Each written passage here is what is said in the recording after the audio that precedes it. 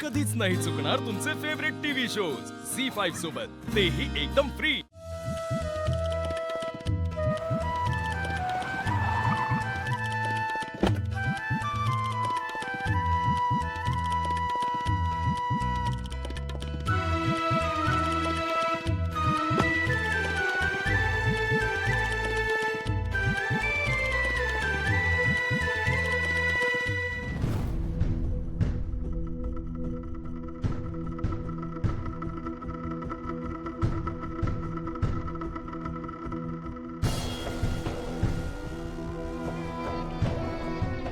देवा, मी लीलाला मंदिरात घेऊन आली, पण जर का त्या दिवशीची ती बाई खरोखरच अंतरा असेल तर, आणि लीलानं तिला पाहिलं तर? नको देवा, काही कर, पण त्या बाईला लीला समोर आणू नकोस।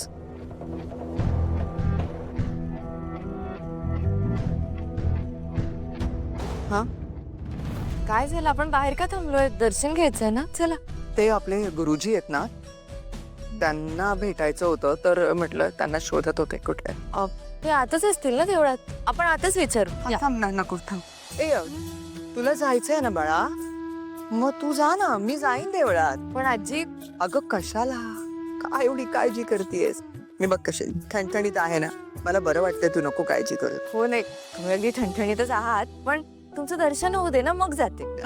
ऐक ऐक, तुला अभिरामच्या वाढदिवसासाठी काही प्लॅन्स करायचे आहेत की नाही? तू नाही गेलीस ना लीला, तर मला वाईट वाटेल। जा ना बाळा।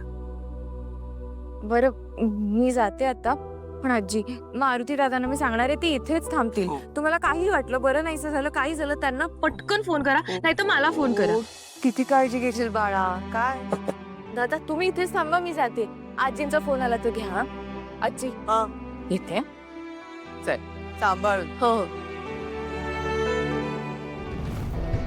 काल इथेच दिसली होती मला अंतरा, काही करून मला तिला शोधायला हवं।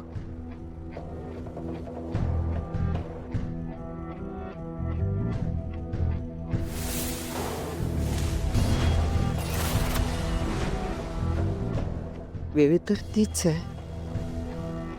काल अंतरा खरंच आली होती की मला भास झालाय?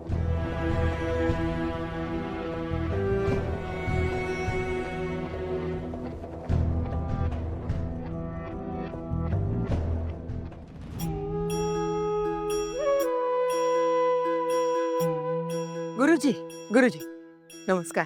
नमस्कार सरोजिनी देवी, कशात? मस्त मस्त, बरे। अहो, काल काय झालं, मी देवदर्शनाला आले होते ना, तर माझी मैत्रीण मला एक दिसली, तर म्हटलं परत बघूया ती भेटते का। हे हा फोटो आहे बघा, तुम्ही पाहिलंय का यांना?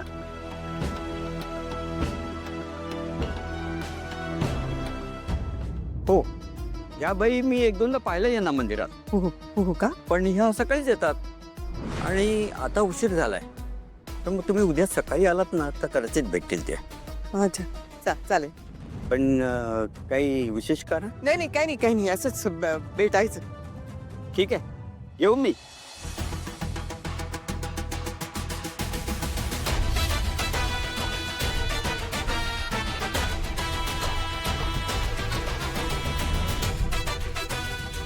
याचा अर्थ काल दिसलेली अंतराच होती, म्हणजे अंतरा। काय सगळं? सर, आम्ही सगळ्यांनी मिळून तुमच्या बर्थडे साठी एक सरप्राईज प्लॅन केलाय सर। आमच्या शेफ्सनी, म्हणजे आमच्या टीमनी तुमच्यासाठी काही स्पेशल डिशेस बनवल्यात, त्या तुम्ही टेस्ट कराव्यात अशी आमची इच्छा आहे सर। Sir please. ओके, ठीक आहे, बसतो। चल चल।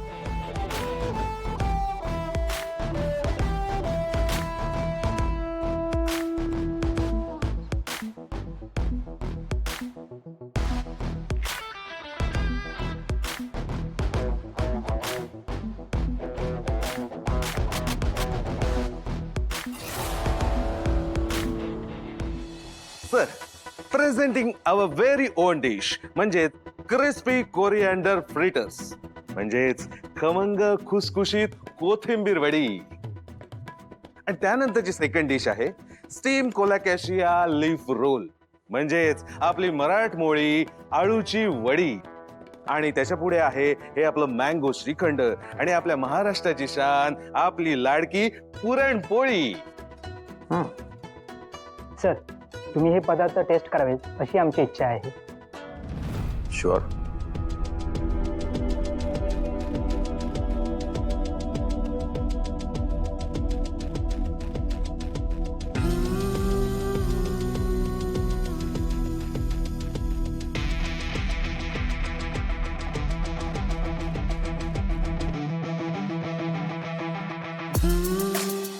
फॅन्टॅस्टिक.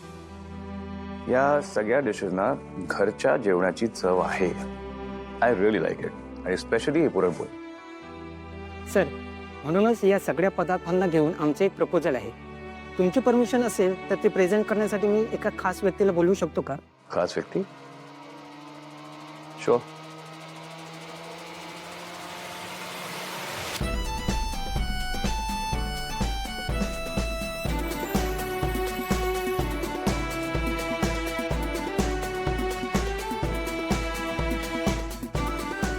लीला,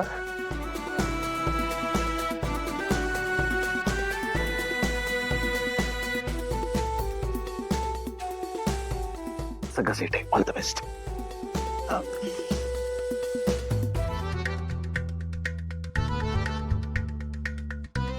सो मिस्टर अभिराम जहागीरदार, सगळ्यात आधी मला सांगा, आपण जेव्हा एखाद्या 5 स्टार मध्ये जातो तेव्हा आपली ठरलेली ऑर्डर काय असते? Punjabi dishes, butter chicken, butter paneer, naan, chole, dal makhani, नाहीतर चायनीज, बरोबर?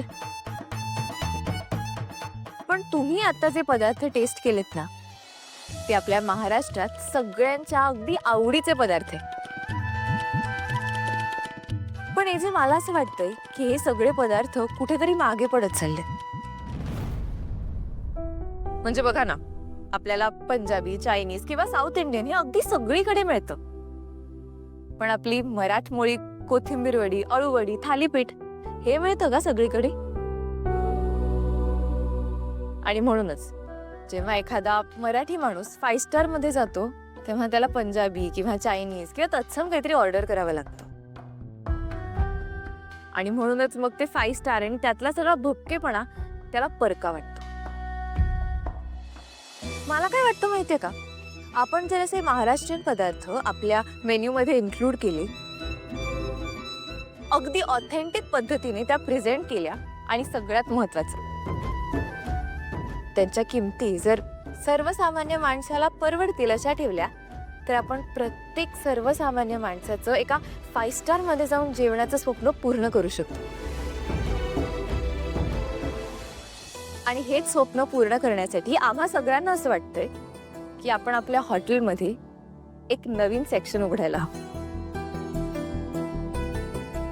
तिथे आपण आपल्या मराठी डिशेस प्रेझेंट करू शकूच, पण त्याचबरोबर प्रत्येक मराठी कुटुंबाचं एका 5 स्टार मध्ये जाऊन जेवणाचं स्वप्नही पूर्ण करू शकू.